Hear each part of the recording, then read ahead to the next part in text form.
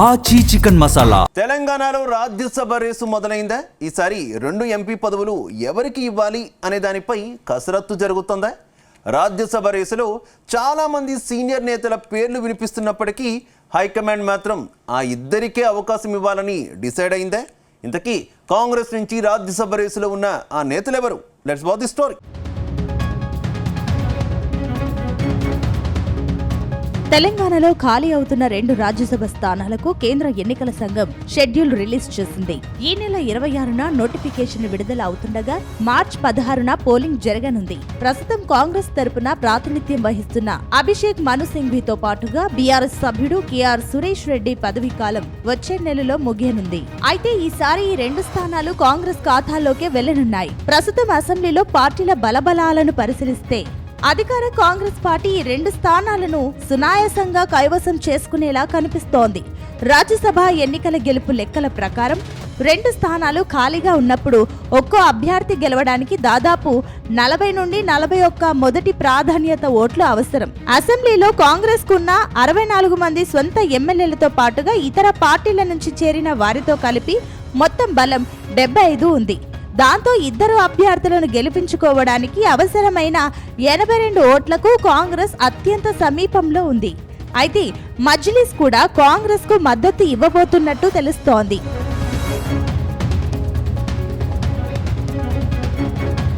ప్రస్తుతం కాంగ్రెస్ పార్టీకి 2 సీట్లు దక్కుతుండటంతో పదవులు ఎవరికి కేటాయించాలనే విషయంలో సీఎం రేవంత్ రెడ్డి కాంగ్రెస్ అధిష్టానం ఓ నిర్ణయానికి వచ్చినట్లుగా తెలుస్తోంది. ఇందులో ఒకటి జాతీయ రాజకీయాల అవసరాల దృష్ట్యా హైకమాండ్ కోటాకు, మరొకటి స్థానిక సమీకరణాల రీత్యా రేవంత్ కోటాకు కేటాయించే అవకాశం కనిపిస్తోంది.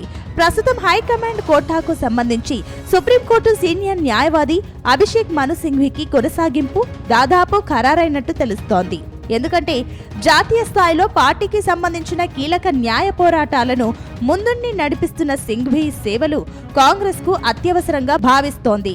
గతంలో తెలంగాణ నుంచి ఉప ఎన్నిక ద్వారా ఎన్నికైన ఆయన పదవీకాలం ముగుస్తున్న తరుణంలో ఆయనకు మళ్లీ అవకాశం ఇవ్వాలని హైకమాండ్ నిర్ణయించినట్లు ప్రచారం సాగుతోంది.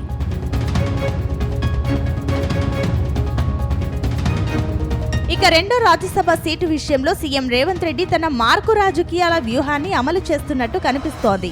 ఇటీవల జరిగిన ఉపరాష్ట్రపతి ఎన్నికల్లో ఇండి కూటమి అభ్యర్థిగా బరిలోకి దిగి ఓడిపోయిన మాజీ న్యాయమూర్తి సుదర్శన్ రెడ్డికి ఈ సీటు దక్కే అవకాశాలు కనిపిస్తున్నాయి. నిజానికి ఉపరాష్ట్రపతి ఎన్నికల్లో గెలిచే అవకాశం లేదని తెలిసినప్పటికీ పార్టీ ప్రతిష్ట కోసం పోటీ చేసేందుకు సుదర్శన్ రెడ్డిని రేవంత్ రెడ్డి ఒప్పించారని తెలుస్తోంది. ఆ సమయంలోనే ఆయనకు రాజ్యసభ సీటు ఇస్తామని హామీ ఇచ్చారని పార్టీ వర్గాల్లో చర్చ నడుస్తోంది. ఇచ్చిన మాట ప్రకారం ఆయనను పెద్దల సభకు పంపడం ద్వారా రేవంత్ తన పట్టుని నిరూపించుకోవాలని భావిస్తున్నారు.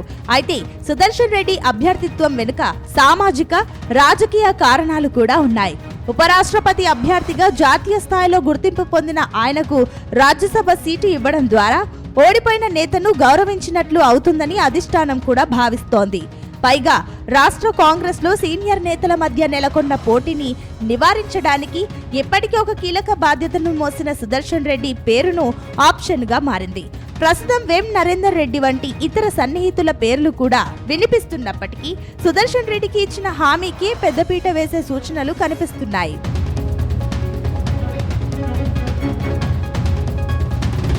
మరోవైపు ప్రధాన ప్రతిపక్షం బీఆర్ఎస్ పరిస్థితి ఈ ఎన్నికల్లో కొంత ఇబ్బందికరంగా మారింది. ఆ పార్టీకి ప్రస్తుతం ఉన్న 27 మంది ఎమ్మెల్యేల సంఖ్యాబలం ఉంది. ఒక సీటు గెలవడానికి కూడా సరిపోదు. 8 మంది ఎమ్మెల్యేలున్న బీజేపీ ఓటింగ్ కు హాజరు కాకపోవచ్చు. పైగా 2వ ప్రాధాన్యత ఓట్ల విషయంలోనూ అధికార పక్షానికి స్పష్టమైన ఆధిక్యం ఉండడంతో బీఆర్ఎస్ అభ్యర్థిని నిలబెట్టినా పోటీ ఇవ్వడం కష్టమేనన్న చర్చ జరుగుతుంది. మొత్తం మీద రాజ్యసభ సీట్ల విషయంలో బీఆర్ఎస్ కు ఎక్కడ అవకాశం ఇవ్వకుండా కాంగ్రెస్ పార్టీ వేగంగా పావులు కదుపుతోంది.